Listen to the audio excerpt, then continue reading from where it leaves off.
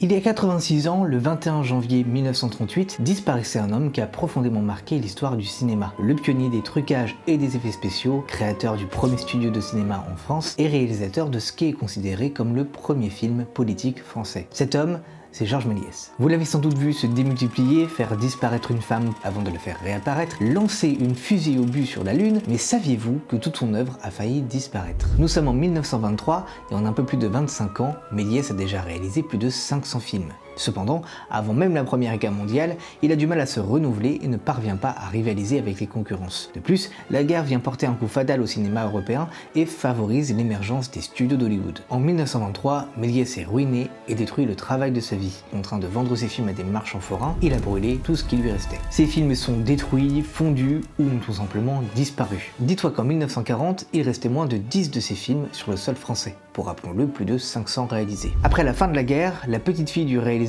Madeleine Matette Méliès, n'a cessé de travailler à la recherche et au rapatriement des films du réalisateur. La dernière découverte majeure, c'était en 2016, deux chercheurs tchèques avaient mis la main sur les 2/3 du film Match de prestidigitation, réalisé en 1904, considéré jusqu'alors comme irrémédiablement perdu. À ce jour, en 2024, c'est environ 200 films qui ont été retrouvés, complets ou partiels, pour certains intacts et pour d'autres partiellement détruits. C'est donc environ 40% de son œuvre qui a été sauvée. Si le sujet t'a intéressé, n'hésite pas à t'abonner pour ne rien manquer des prochaines vidéos, et si tu as envie d'en dire plus sur cette histoire ou sur Méliès ou sur le cinéma en règle générale, tu peux le faire en commentaire.